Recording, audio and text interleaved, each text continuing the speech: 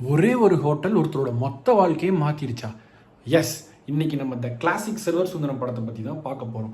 நடிகர் ஆகணும்னு ஒரு ஆசை இருக்க ஒருத்தர் சென்னைக்கு வந்து குடிபெயர்றாரு. குடிபெயரும்போது அவரோட வாழ்க்கை சூழ்நிலை ரொம்ப மோசமாக இருக்குது. பஸ்ஸுக்கு போனாலோ 2 வேளை டீ குடித்தாலோ லக்குன்னு நினைக்கிற அளவுக்கு ஒரு நிலைமையில் இருக்க ஒருத்தர் ஒரு ஹோட்டலில் செர்வராக வேலை பார்க்குறாரு. அந்த ஹோட்டலில் அவருக்கு அமையிற பாஸ் அண்ட் பாஸோட பொண்ணு, அந்த பாஸோட பொண்ணோட லவ்வர், அந்த லவ்வர் தான் இவரோட க்ளோஸ் ஃப்ரெண்டுன்னு இந்த மாதிரி படம் ஃபுல்லாக ஒரு மாதிரி காம்ப்ளெக்ஸ் சுச்சுவேஷன்ஸை ஹேண்டில் பண்ணிட்டே போயிட்டு இருப்பாங்க. என்னதான் இந்த படத்தில் காம்ப்ளெக்ஸ் சுச்சுவேஷன்ஸ் இருந்தாலும் அது ரொம்ப அழகாக எழுதி இயக்கி அது மியூசிக் போட்டு அதை அப்படி அழகாக ப்ரெசென்ட் பண்ணியிருப்பாங்க. இந்த படத்தை கண்டிப்பாக நீங்கள் எல்லோரும் மிஸ் பண்ணாமல் பார்க்கணும்.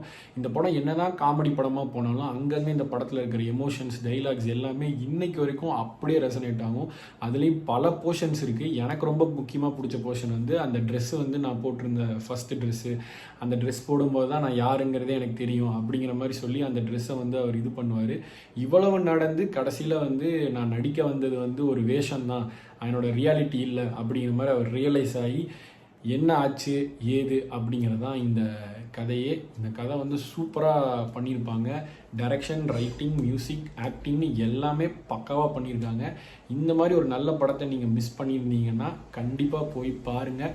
கொஞ்சம் கஷ்டமாக தான் இருக்கும், பாஸ் பண்ணி கூட பாருங்கள். ஆனால் பாருங்கள், இந்த படம் நீங்கள் எப்போ பார்த்தாலும் உங்களுக்கு ரொம்ப பிடிக்கும். இன்னும் எத்தனை வருஷம் கழித்து பார்த்தாலும் இந்த படம் ரொம்ப பிடிக்கும். இந்த மாதிரி படங்கள்லாம் நீங்கள் தெரிஞ்சுக்காமல் இருக்கீங்கன்னா ஆடியோ பெட்டிக்கு ஒரு சப்ஸ்கிரைப் தட்டி விட்டு போங்க. அடுத்த வீடியோவில் வந்து உங்களை சந்திக்கிறேன்.